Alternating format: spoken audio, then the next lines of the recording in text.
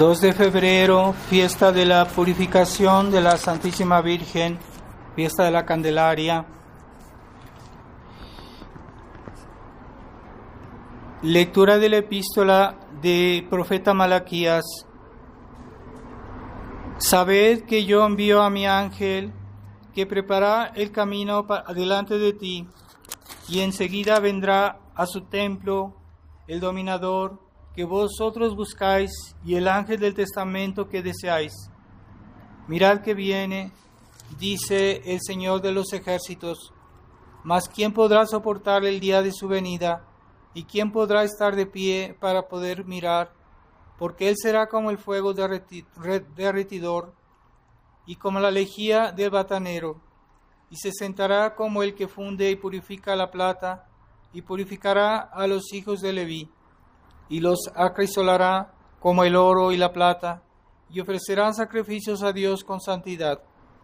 Y será grato al Señor el sacrificio de Judá y de Jerusalén, como en los siglos pasados, y en los siglos antiguos, dice el Señor omnipotente. Continuación del Santo Evangelio según San Lucas. En aquel tiempo, cumplidos los días de la purificación de María, según la ley de Moisés, llevaron a Jesús a Jerusalén para presentarlo al Señor. Como está escrito en la ley del Señor, todo varón primogénito será consagrado al Señor, y para ofrecer en sacrificio, como está mandado en la ley del Señor, un par de tórtolas o 2 palominos. Había en Jerusalén un hombre justo y temeroso de Dios, llamado Simeón, el cual esperaba la consolación de Israel, y el Espíritu Santo moraba en él. Y habíale revelado el Espíritu Santo que no moriría sin ver primero al Cristo del Señor. Vino pues al templo movido por el Espíritu Santo, y cuando entraban al niño Jesús con sus padres para cumplir con la ley, con él según lo previsto por la ley, tomándole Simeón en sus brazos, alabó a Dios y dijo: Ahora, Señor, dejáis en paz a tu siervo, según tu palabra, porque han visto mis ojos a tu Salvador, que has puesto ante la faz de todos los pueblos, como luz que ilumina a los gentiles y gloria de tu pueblo Israel.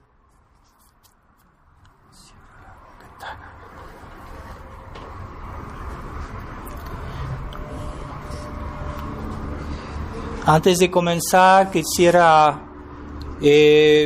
pienso que todos están al corriente que Monseñor Williamson falleció en estos días. Yo he estado rezando por él, sobre todo ofreciendo la misa por el descanso de su alma. Y como quiera que sea, pues él ha ordenado varios obispos que nos aseguran la continuidad, porque en la Fraternidad San Pío X ya no quieren hacer obispos aparentemente, o van a hacerlo según las condiciones que les imponga el Vaticano o les ponga el Papa, y todo eso es muy dudoso. No sé cómo va a suceder todo eso. En todo caso, Monseñor Williamson, lo que pienso que lo mejor que ha hecho, que hizo en su vida, es asegurar la continuidad de episcopal en la tradición. Al final de su vida, pues tuvo algunas cosas que no estábamos, pues tal vez unas declaraciones que eran un poco, que nosotros tal vez no estábamos muy de acuerdo con esas declaraciones, pero debemos por lo menos, yo pienso que reconocerle que ese mérito de haber asegurado la continuidad episcopal, porque ya hoy ya no hay obispos que profesen la fe. Entonces, no olvidemos de rezar por su alma, por el descanso de su alma, y continuar apoyando la Iglesia, lo poco que queda de tradicional en la Iglesia, que ya son muy pocos, y que se reduce por una nueva crisis, no crisis sobre crisis. Ya había una crisis de la iglesia, una crisis del mundo, ahora una crisis en la tradición, y entonces necesitamos que lo que hoy llaman resistencia, pues que sea realmente la continuación de la tradición, la continuación de la obra de Monseñor Lefebvre, la continuación de la misma fe, y eso es lo que nosotros debemos estar orgullosos de pertenecer a esa rama que todavía quiere profesar integralmente la fe de la Iglesia. Y ahí donde se profesa toda la fe de la Iglesia, ahí está la Iglesia. También traje unos libros sobre la posición de la Iglesia sobre las familias numerosas. Cierto que aquí pues es cuando hay, sobre todo para las familias, ¿verdad? Entonces, pero de todos modos, si quieren adquirirlo, está aquí después de la misa, lo tenemos a disposición, este pequeño opúsculo con un discurso del Papa Pío XII y con un texto de Monseñor Todt, Monseñor T. Hammer Todt, y que es también una autoridad también en la Iglesia.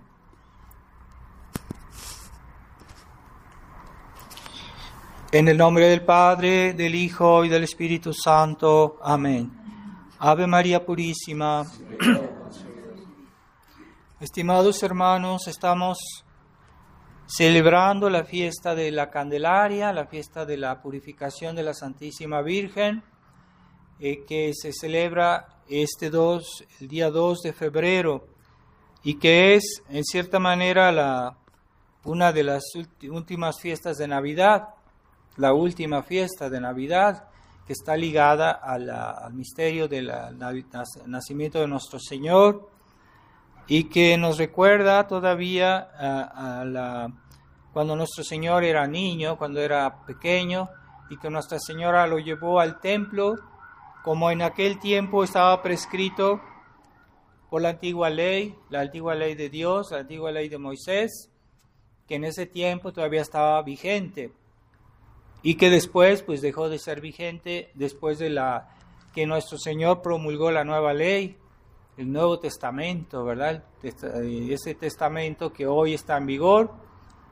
y ya no está en vigor el Antiguo Testamento, pero en aquel tiempo sí estaba en vigor, y por eso nuestro Señor, la Virgen María, San José respetaban esos preceptos de las antiguas prácticas de la antigua ley de Dios.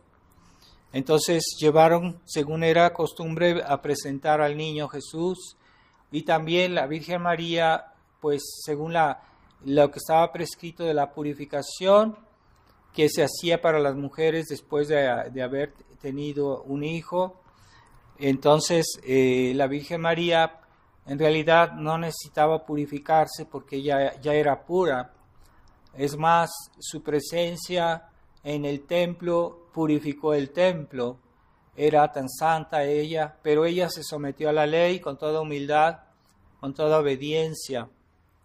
Entonces llevó al niño Jesús y fue recibida por el anciano Simeón, que tenía un espíritu profético, y que Dios le había revelado que él vería al Mesías.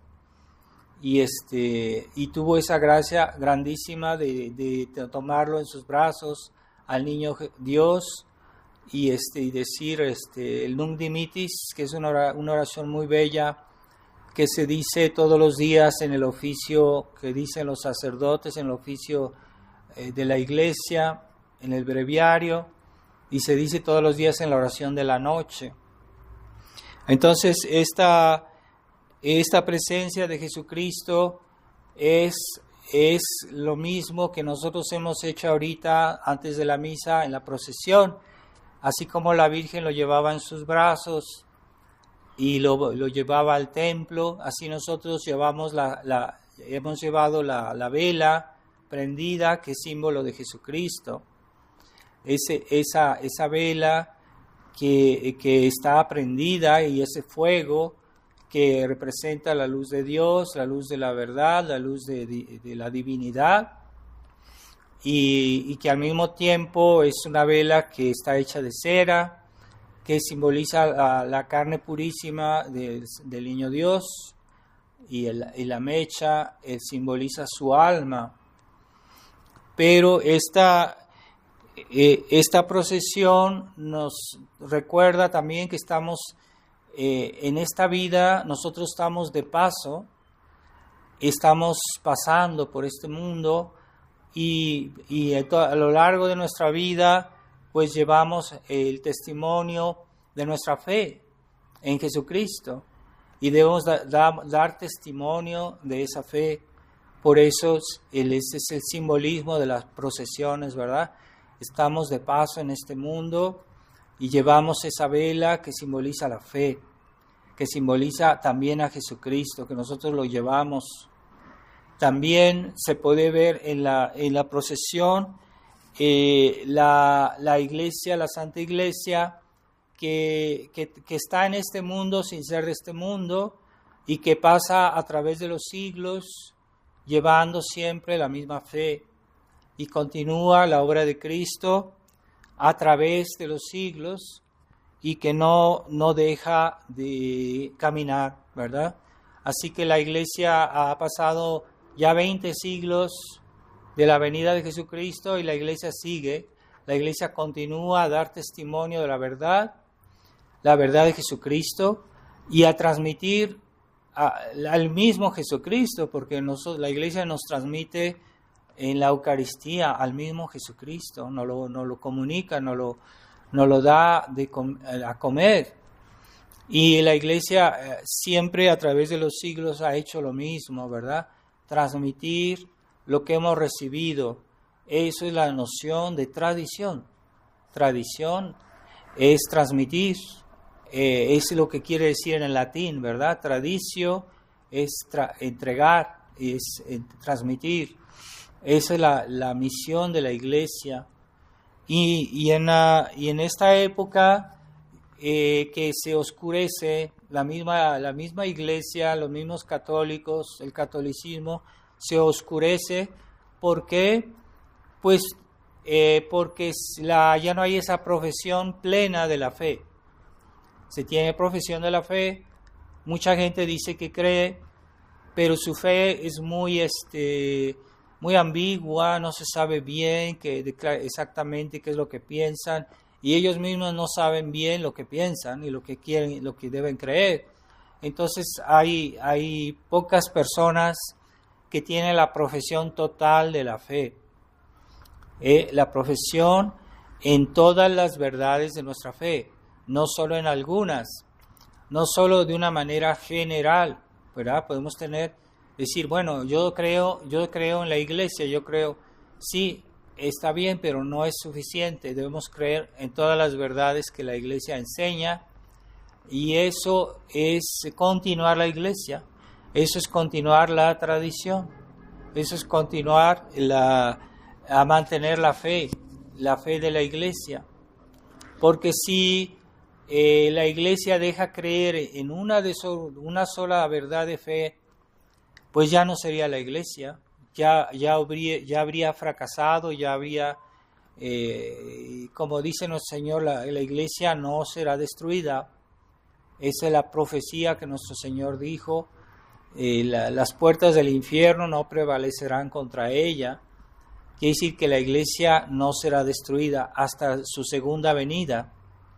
Pero eso sí puede ser disminuida en número de personas, pero siempre habrá por lo menos algunas personas que tengan una profesión total de la fe.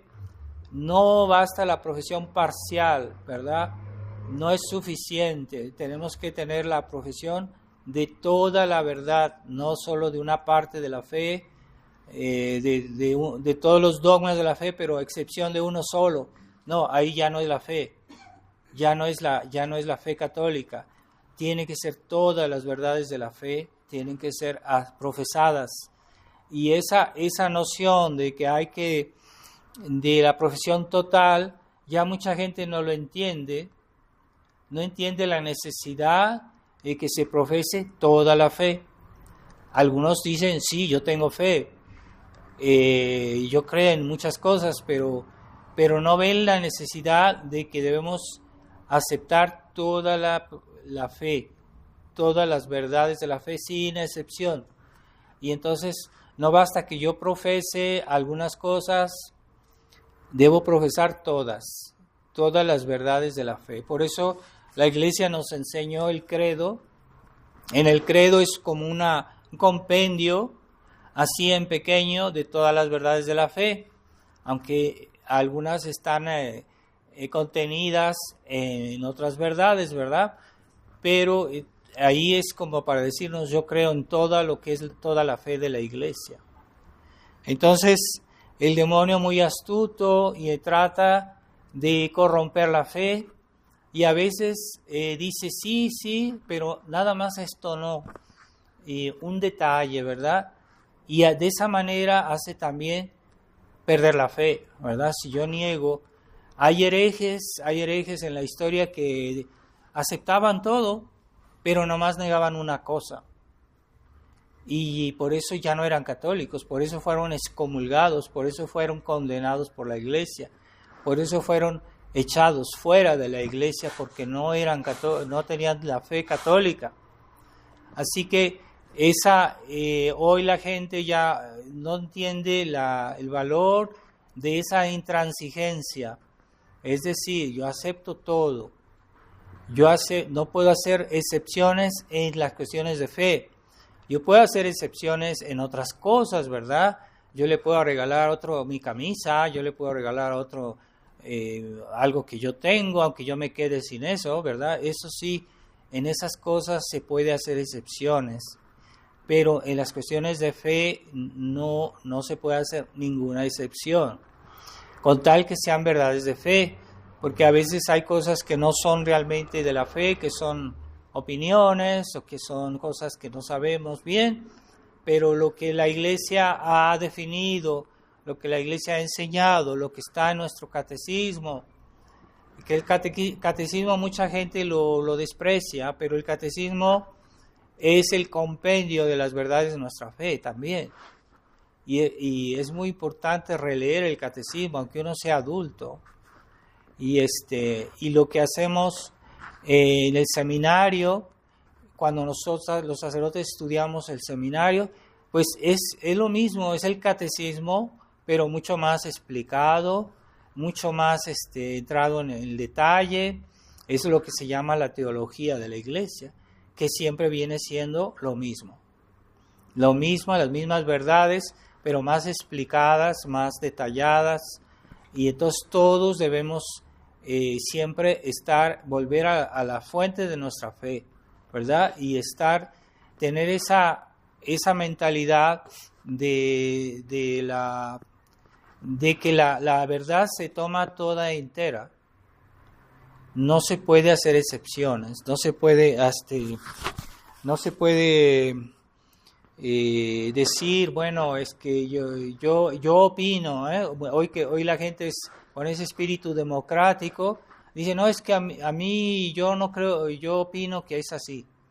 Yo opino que eso es cierto, yo opino que esto no es cierto. No, en cuestiones de la doctrina de la Iglesia, no podemos opinar. En algunas cosas la Iglesia todavía no nos ha explicado, no sabemos bien qué pensar, entonces en ese caso, bueno, uno sí puede opinar porque todavía la Iglesia no ha zanjado alguna cuestión, puede pasar, ¿verdad? Algunas opiniones sobre ciertas cosas, pero no es todos los días que hay cosas así, pero puede pasar que en ciertas cosas la Iglesia no se ha pronunciado, ¿verdad? Entonces, en ciertos momentos sí puede haber, en esos casos, en esos puntos, puede uno decir, bueno, a lo mejor es así, a lo mejor es de otra manera, en ese caso, pero lo que ya la Iglesia ha especificado, lo que ya la Iglesia ha enseñado, no tenemos derecho a estar opinando, ¿verdad? Y como hay personas que dicen, no, es que yo pienso que se puede abortar en en los primeros 3 meses, o que se puede abortar al principio, porque yo opino que todavía no es un niño. Pero el Papa Pío XII ya se pronunció sobre eso y dijo que los niños, cuando son concebidos en el momento de la fecundación, en ese momento Dios infunde el alma y ya es un niño, ya es una persona, aunque sea del tamaño de una célula. Entonces ya no hay derecho a la opinión, porque ya el Papa ya se pronunció, ya dijo. Entonces no tenemos derecho a decir ya que no. Esa es la mentalidad democrática, que hoy hay tanta gente que quiere imponer a la autoridad porque somos varios, porque somos muchos, porque todos pensamos así. No, en la iglesia no es así. La enseñanza viene de arriba, viene de Jesucristo. Entonces, nosotros debemos conservar ese legado de la tradición. Es lo que estamos tratando de hacer. Es lo que estamos tratando de hacer, de conservar la tradición. Y por eso somos perseguidos, somos ignorados, somos desprestigiados, ¿verdad? Como en la Fraternidad San Pío X, a los sacerdotes que hemos salido, pues dicen, no, es que ellos son sedevacantistas. Es el gran truco que ellos sacan cuando un sacerdote no está de acuerdo con ellos. Es que son sedevacantistas. A mí también me acusaron de sedevacantista. Pero ellos, es muy fácil, ¿verdad?, hablar de esa manera, pero ellos están haciendo excepción. ¿Por qué? Porque en la fe no está solo el hecho de decir yo creo, es que en mis actos yo estoy profesando mi fe o no. Entonces, si yo estoy compartiendo, por ejemplo, con los protestantes, una ceremonia, en otros tiempos se le llamaba communicatio in sacris, es decir, si yo católico quiero hacer una ceremonia junto con los protestantes, eso se llama la communicatio in sacris, y es un pecado muy grave, y una persona que hacía eso, pues la excomulgaban, la castigaban en otros tiempos, y era sospechoso de herejía, y hasta los sacerdotes, si hacían algo así, los suspendían, ya no podían decir la misa, ya no podían confesar, ya no podían, o incluso eran excomulgados. Entonces, ¿por qué no podemos rezar junto con los protestantes? Porque ellos no tienen la misma fe. Es que yo continúo a creer lo que yo creo, pero aunque él diga lo que diga, yo sigo creyendo en lo que... No, pero es que tú estás haciendo un acto que está desdiciendo lo que tú crees. Entonces no es suficiente decir yo creo, en tus actos también se ve lo que tú crees. Y hay actos que son incompatibles con tu fe, ¿verdad? Si tú haces un acto que es contrario a la fe, aunque tú digas yo no abandono mi fe, yo sigo creyendo, no puede ser. En el mismo acto que tú haces, ya estás perdiendo la fe. Entonces es algo que es muy importante. La fe no solo es una cuestión de decir yo pienso así, sino que también está unida a los actos. Entonces, si yo hago un acto que desdice mi fe, yo estoy negando mi fe. Entonces yo no puedo rezar con un protestante. Hoy mucha gente es capaz, si uno le dice, vamos a rezar el Padre Nuestro con un protestante, y dicen, qué bien, aunque no seamos de la misma religión, pero por lo menos estamos rezando juntos. Así piensa la gente. Pues no, eso es un pecado muy grave, porque esa persona no tiene la misma fe que nosotros. Y si yo rezo con ella, yo estoy comunicando con su fe. Y estoy desdiciendo la mía. Es pecado rezar junto con alguien que no es católico. Entonces ya hoy la gente no ve eso, no entiende eso. Y le parece bonito, es que el Papa es que estaba con los budistas, estaba con los protestantes y rezaron juntos. Qué bonito, qué romántico, qué caridad, cuánta caridad. Y eso es un engaño y es un gran pecado. Eso es comunicar en cosas que no se puede comunicar porque no tenemos la misma fe. Entonces yo no puedo rezar con ellos porque ellos no creen lo mismo. No tienen la misma fe, no tenemos la misma fe. Yo no puedo rezar con un protestante. Entonces puede pasar, bueno, a veces hay casos de protestantes que vienen a una misa católica para para conocerla, para ver, bueno, en ese caso, Él es el que se une a nosotros, pero no somos nosotros que nos unimos a Él. Es muy diferente. Y a veces pues hay personas que están comenzando a convertirse, a acercarse a la verdadera fe. Pues sí, pueden asistir a una misa, pero ellos están ahí, son los que vienen hacia nosotros, pero no es lo mismo que yo vaya hacia ellos, o que yo vaya a participar en una ceremonia de ellos, o que yo vaya a participar en una oración de ellos, no solo una ceremonia, sino también una oración. Entonces hoy mucha gente no entiende eso, porque ya se les comunicó ese espíritu ecuménico, ese espíritu conciliar, y entonces están haciendo una excepción, aunque digan que ellos son católicos, pero en sus actos están haciendo algo que desdice a su fe, que contradice a su fe, y no lo ven, porque ya los pastores ya no les recuerdan eso y ya no ven la necesidad de la intransigencia en la fe. Entonces, hay actos que son un poquito más difíciles de entender, porque la Iglesia siempre ha recomendado no colaborar con personas de otra religión. Y hoy mucha gente dice, no, es que solo estamos colaborando, ¿verdad? En política, la Iglesia siempre ha desaconsejado colaborar con personas que no son católicas, ¿verdad? Entonces hoy hay partidos políticos que dicen, es que yo defiendo la vida, yo defiendo esto.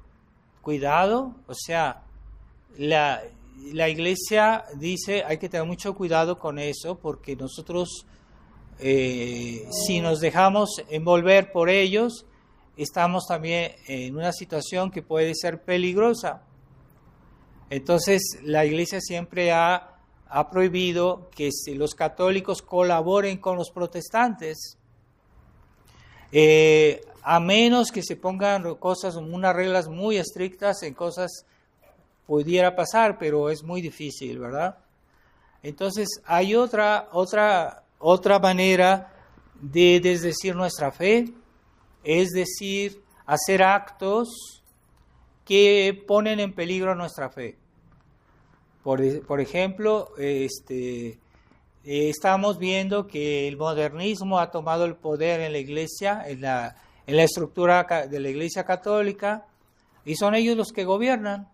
Aquellos que en otros tiempos estaban castigados, prohibidos, pues ahora son los que han tomado el poder, que han hecho un golpe de Estado dentro de la Iglesia, pero todo eso es anormal. Entonces no podemos estar de acuerdo, no podemos colaborar con ellos, porque el hecho de colaborar nos pone en peligro. Así, cuando un sacerdote confiesa, si tiene criterios católicos, va a dar buenos consejos a los penitentes, les va a dar consejos que realmente les sean útiles, que les ayuden. Pero si yo tengo principios que no son católicos, le voy a dar consejos desviados, lo voy a hacer daño, lo voy a desorientar. Entonces, es por eso que nosotros no aconsejamos a los fieles de confesarse con sacerdotes modernistas. ¿Por qué? Porque ellos ya tienen otra teología, tienen otra manera de ver las cosas. Entonces, eso hace a la persona. Yo no digo que de un día para otro le va a quitar la fe, pero la pone en peligro,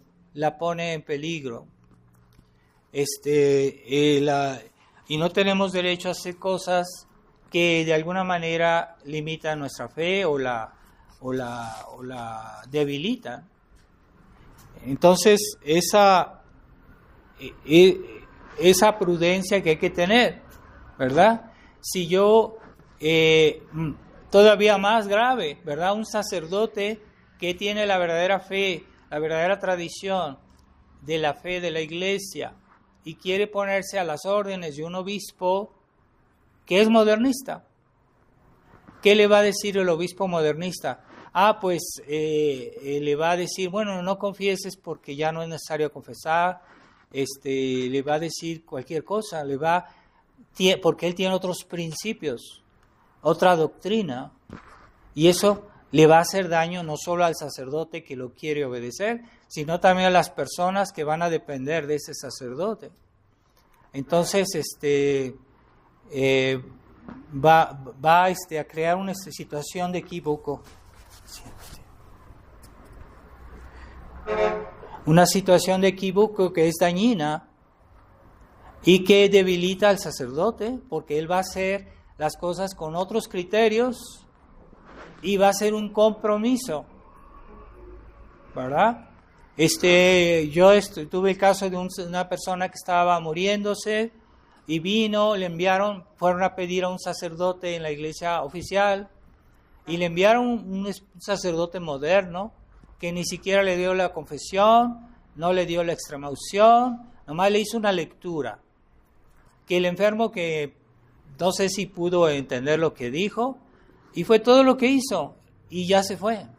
Entonces, ese sacerdote, ¿qué está haciendo? No le da los auxilios a un moribundo como debe ser. Pero esos son los criterios que hoy tienen los obispos modernistas. Entonces, yo no puedo ponerme a las órdenes de un obispo modernista porque eso está poniendo en peligro mi fe y la fe de las personas que dependen de mí. Entonces, esa actitud equívoca hace mucho daño y también contradice la fe, ¿verdad? Yo no puedo hacer eso. Entonces, ese es el problema hoy de la fraternidad, que ya están en colaboración, ya no están, es decir, nosotros reconocemos al Papa, nosotros rezamos por el Papa. No es eso, es que ya están colaborando, y no solo están colaborando, y también están escuchando lo que les piden los obispos de las diócesis. En la fraternidad ya, es que el obispo dijo esto, hay que hacer esto, pero es que él no tiene, esa gente y es modernista. ¿Qué consejos les van a dar? ¿Qué le van a pedir a los sacerdotes? ¿Los van a desorientar? Hay un caso que ya lo dije el otro día, es que en Houston había unas 10 familias que eran gente que venían de la iglesia moderna, pero se querían acercar a la tradición. Y le pidieron a un sacerdote de la fraternidad que si los podía ayudar, que si los podía asistir. Y él les dijo, no, es que tengo que pedirle permiso al obispo. O sea, el obispo, si él hubiera dicho que no, él los iba a abandonar a estos fieles. Entonces, ya no está obrando conformemente a la tradición, conformemente al espíritu de Monseñor Lefebvre, que fundó la fraternidad para asistir a todos sus fieles abandonados que había en el mundo, que no tenían sacerdotes tradicionales. Pero ahora en la fraternidad dicen, no, es que si el obispo no me da permiso, yo no puedo ayudarte. Hay gente que les pide los sacramentos y no van. Por ejemplo, hay gente que está en el hospital, que está muy enferma y que está moribunda y le piden y ya no van. Dice, no, es que nomás nos ocupamos de nuestros fieles. Pero esas son consignas de la iglesia oficial. Seguramente son consignas, o sea, ustedes nomás ocúpense de sus fieles. No quieren que la fraternidad crezca, no quieren que la tradición se desenvuelva. Entonces nada más quieren que estén limitados ahí donde ellos están, en sus iglesias. Pero esos son consignas de los obispos modernistas. Ellos tienen todo otro criterio para conferir los sacramentos, ¿verdad? La iglesia tiene condiciones para dar el sacramento del bautismo, tiene condiciones para dar el sacramento del matrimonio, que ya no son las mismas de antes. Entonces hoy ya son otros criterios, pero no son criterios católicos. Entonces si yo quiero colaborar con ellos, o ellos se pliegan a mí, o yo me pliego a ellos, pero no podemos hacer las dos cosas al mismo tiempo. Entonces si nos metemos bajo de personas que están perdiendo la fe o que ya la perdieron y que tienen criterios modernistas, entonces me van a decir cosas que no pueden ser, ¿verdad? Como confesar que es pecado, que no es pecado, ¿verdad? ¿En qué casos se puede casar una persona, en qué casos no? Entonces ya eso es otra pastoral, pero toda pastoral se inspira siempre en la fe, en los principios de la fe. Si tenemos principios de la fe muy diferentes, pues no podemos actuar de la misma manera y no podemos colaborar. Entonces, cuando uno hace actos imprudentes en cuestiones de fe, es un pecado contra la fe. Por ejemplo, yo hago actos que son imprudentes en cuestiones de fe, y yo estoy haciendo un pecado contra la fe porque estoy exponiendo mi fe, la estoy poniendo en peligro. Entonces, a veces eso es un compromiso, ¿verdad? Un compromiso en cuestiones de fe. Y no puedo, no debo. Entonces no basta decir, es que nosotros somos tradicionalistas, nosotros somos hijos de Monseñor Lefebvre, nosotros seguimos lo que él nos dijo. No es cierto, no lo siguen, porque Monseñor Lefebvre dice claramente que hay que alejarse de esta iglesia conciliar, porque no quieren aceptar que la iglesia conciliar es otra iglesia, es una iglesia diferente, que aunque esté usurpando los cargos de la iglesia, de la verdadera iglesia, no quiere decir que sea la verdadera iglesia. Y es algo misterioso, ¿verdad? Que la iglesia conciliar y la iglesia católica estén aparentemente mezcladas. Y es algo misterioso, pero nosotros sabemos bien en qué consiste la verdadera iglesia, la verdadera tradición. Y debemos mantenernos en esa línea, en ese camino, que no es que es nuestro, no es que nuestra opinión. Así la iglesia existe desde hace 2000 años y estamos siguiendo el mismo camino, ¿verdad? La misma fe, como hoy hicimos la misma procesión, llevando la candela que simboliza la fe, pues así la iglesia a través de los siglos ha continuado a transmitir, ha continuado a la misma profesión de la misma fe. Si ustedes leen libros de los santos de los primeros siglos, pues creían lo mismo que nosotros, eran exactamente. No pensaban como Lutero, no pensaban como los protestantes, no. Que digan ellos lo contrario, pero no. Hay que leer San Agustín, hay que leer los padres de la iglesia y tenían la misma fe que nosotros. No eran modernistas, eran laxismo que hoy vemos en la iglesia oficial, ¿verdad? Todo se permite.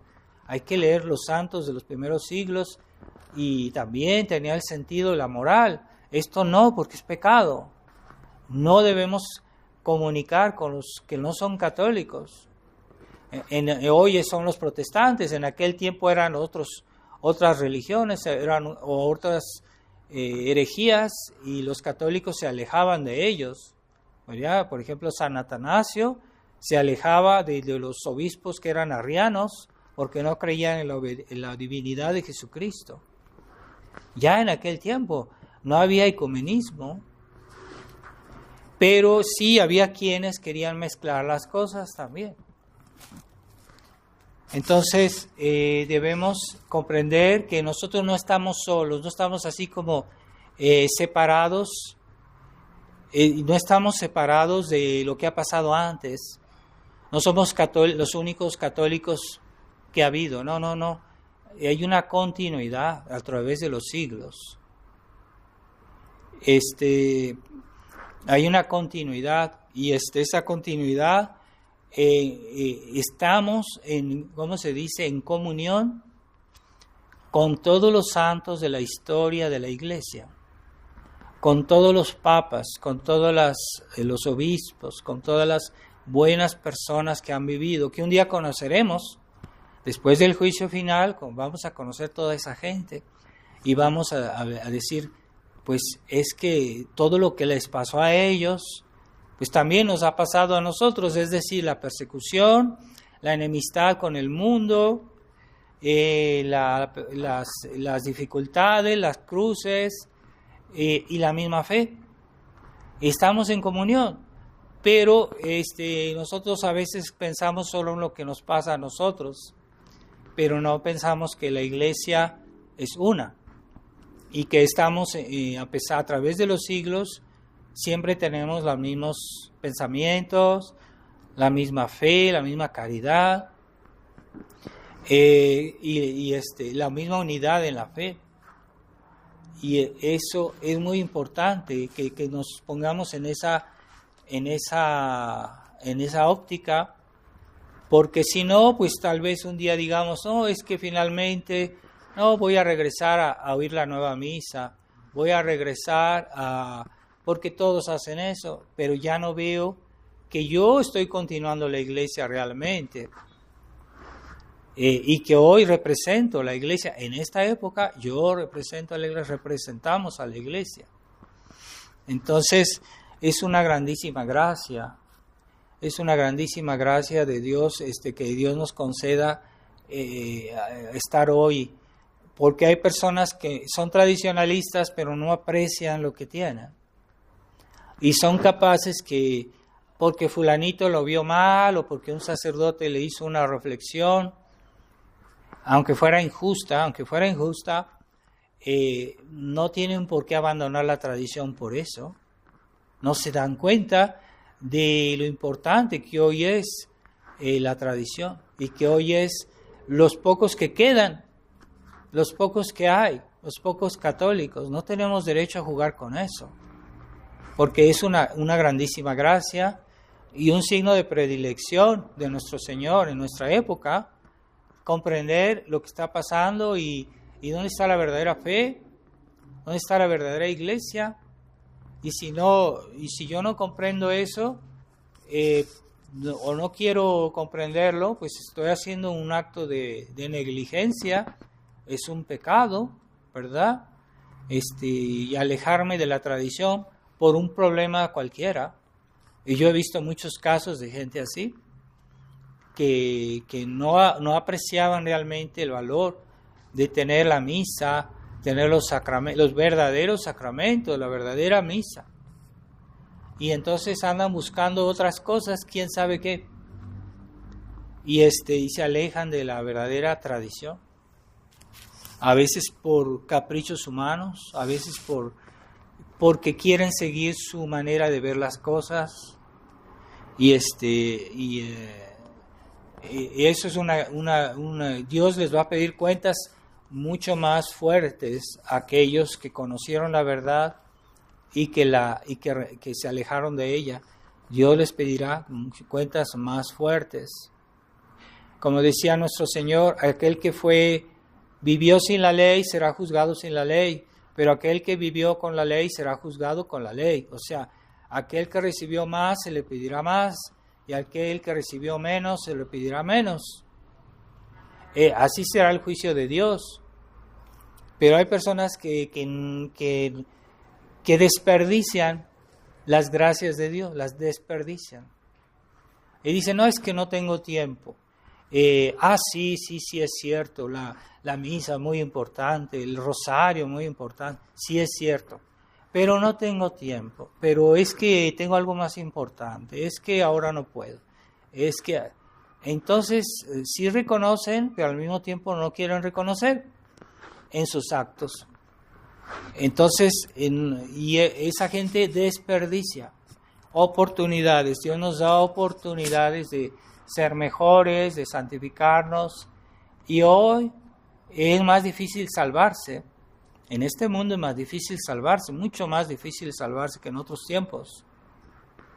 Si alguien tiene la gracia de tener la tradición, de tener los verdaderos sacramentos y lo desperdicia, se le pedirá con más severidad cuentas. Con más severidad se le pedirán cuentas por el desperdicio que hizo de esa oportunidad, ¿verdad? Entonces, sí, yo soy muy tradicionalista, pero no digo el rosario. ¿Por qué? Es porque no tengo ganas, o sea, prefiero ver una película, prefiero ir a comer por aquí, ir a comer por allá, y no dicen el rosario. No, hoy hay que decir el rosario. Estamos en una situación de urgencia. El mundo está en una situación de urgencia y lo sabemos bien.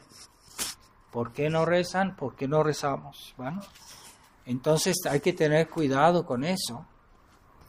Entonces la fe ciertamente es algo que nosotros está en nuestra mente, en nuestro corazón, sobre todo en nuestra mente, y es las verdades, la adhesión de nuestra voluntad a las verdades de la fe, a lo que Dios dijo, a lo que Dios enseñó, a la enseñanza de Dios.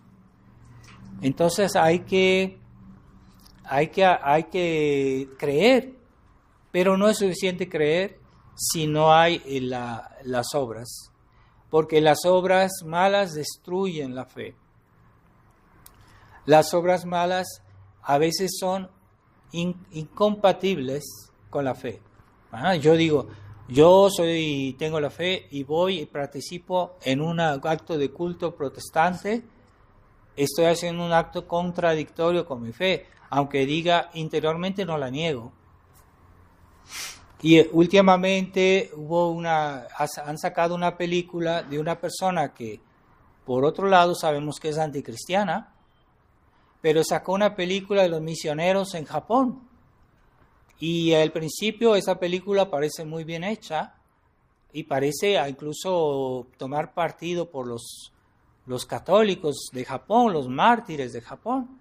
Pero dice que uno de ellos, un sacerdote, fue hecho preso por los paganos y lo obligaron a practicar su religión. Entonces él practicaba esa religión, pero en su interior seguía teniendo la fe. Eso es un engaño. Esa película, mucha gente que la ha visto cree que es una película buena, pero está induciendo en un error. Si yo hago actos que son contrarios a mi fe, no la puedo conservar. Contradictorios, ¿verdad? Porque hay actos, por ejemplo, que es un pecado, pero no estoy negando la fe. Pero hay actos que son contra la fe. Por ejemplo, profesar otra religión que no es mi religión, eso es un acto que es contrario a la fe directamente. Y no puedo practicar una religión o simular vivir en otra religión y conservar en mi interior la fe. No es posible. Tú la pierdes por los actos. Y en esa película quieren hacer creer eso, que ese sacerdote que lo obligaron a practicar la religión de los japoneses, pagana, que él seguía creyendo. Y que cuando murió, pues se fue al cielo, pobrecito. No es posible, eso no es posible. Entonces, ese señor que hizo esa película, pues es un anticristiano. Pero ¿por qué hace ese tipo de películas? Uno se puede preguntar, ¿con qué finalidad hacen ese tipo de películas? Pero hay gente que a mí me ha comentado, es que está muy bien esa película, porque es cómo perseguían a los cristianos y en Japón y que muchos morían mártires, es que no se dan cuenta que hay un engaño ahí. Así como no se dan cuenta los falsos tradicionalistas que quieren colaborar con Roma y quieren al mismo tiempo conservar la fe. No es posible. Debemos alejarnos hasta que Roma se convierta. Y es lo que esperamos, y Monsieur Lefebvre nos dijo en el itinerario espiritual, aquellos sacerdotes que quieren conservar la fe tienen que alejarse de esta iglesia. Y que digan en la fraternidad, somos los hijos de Monsieur Lefebvre, pues que lo obedezcan, que escuchen lo que él les dijo. Entonces, meditemos este día en el cual Nuestra Señora llevó a Jesús. Ella nos trajo a Jesús, ella es la mediadora, es la madre de Jesús, y ella nos lo comunicó, nos lo trajo al mundo. Entonces tenemos que agradecerle, y con él pues todas las riquezas de la iglesia, todas las riquezas espirituales y toda la fe de la iglesia, la Virgen María nos las comunicó con su Hijo. Entonces, demos las gracias a Nuestra Señora de su fidelidad que ha redundado en nuestra salvación. Eso es tenemos una deuda inmensa con Nuestra Señora. Entonces, hagamos como el viejo Simeón. Si podemos leer el Nunc Dimittis, es muy bonito. Si lo pueden leer en algún libro, se los recomiendo hoy. Que lo lean, porque es un himno de agradecimiento a Dios. Es el himno que nosotros diremos toda la eternidad en el cielo, si somos fieles, y de agradecimiento porque hemos tenido acceso a este niño, que el viejo Simeón pues lo abrazó, lo recibió en sus brazos, y es el mayor tesoro, ¿verdad? Pero no hay acceso a Jesús si no hay fe.